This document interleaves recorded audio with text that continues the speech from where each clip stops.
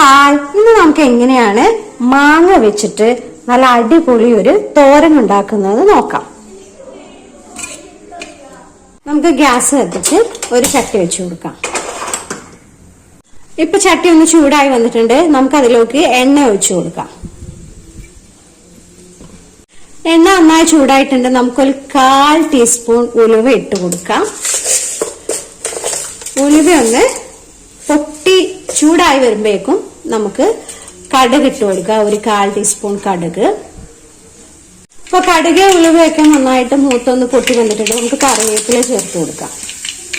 ഇനി നമ്മൾ ഇടാൻ പോകുന്നത് സവാളയാണ് കേട്ടോ. അരിഞ്ഞു വെച്ച സവാള അതിട്ട് കൊടുക്കാം. നന്നായിട്ടൊന്ന് നമുക്ക് ഇളക്കി ഒന്ന് മിക്സ് ചെയ്ത് കൊടുക്കാം. സവാള നന്നായിട്ട് വഴണ്ടി വരണം. അപ്പൊ നമുക്ക് ഉപ്പിട്ട് കൊടുക്കണം.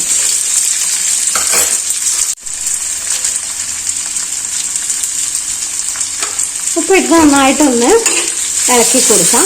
ഇനി നമുക്ക് ഉള്ളി ഒന്ന് ശരിക്ക് വാടി വരുന്നത് വരെ, ഒരു ബ്രൗൺ കളർ ആവുന്നത് വരെ നമുക്കൊന്ന് അടച്ചു വെച്ച് വേവിക്കാം.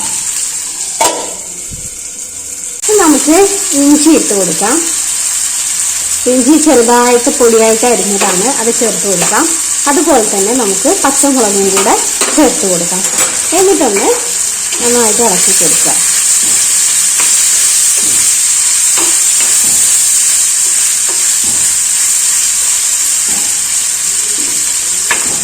കുറച്ചു നേരം കൂടെ ഒന്ന് അടച്ചു വെച്ച് വേവിക്കാം.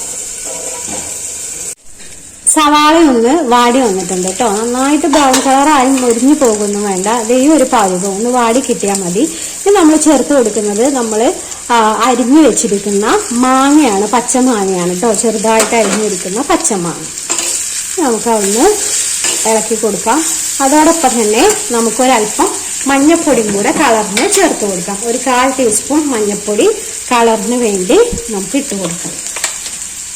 നന്നായിട്ടൊന്ന് ഇളക്കി കൊടുത്തിട്ട് നമുക്കിത് മാങ്ങ പെട്ടെന്ന് വേവുന്നതാണല്ലോ, ഒരുപാട് സമയമൊന്നും വേണ്ട.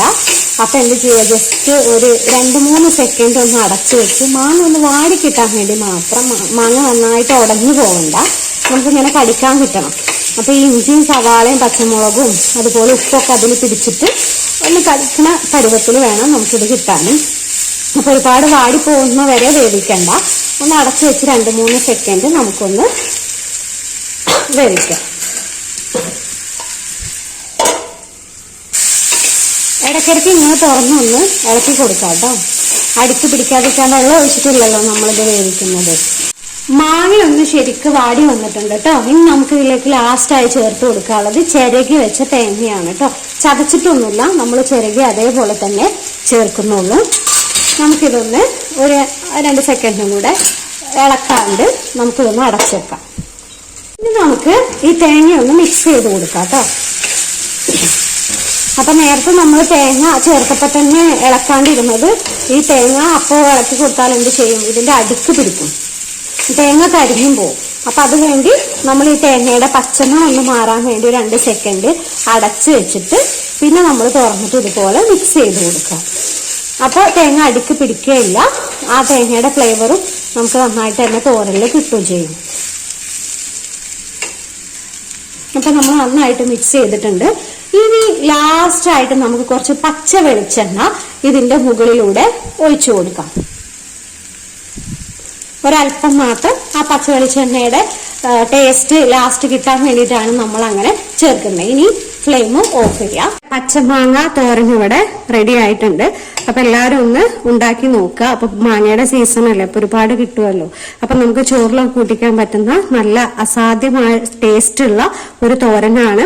അതുപോലെ തന്നെ നമ്മൾ ഒരുപാട് വേവിക്കാത്തത് കൊണ്ട് മാങ്ങ ഒരുപാട് ഉടഞ്ഞു പോയിട്ടൊന്നുമില്ല.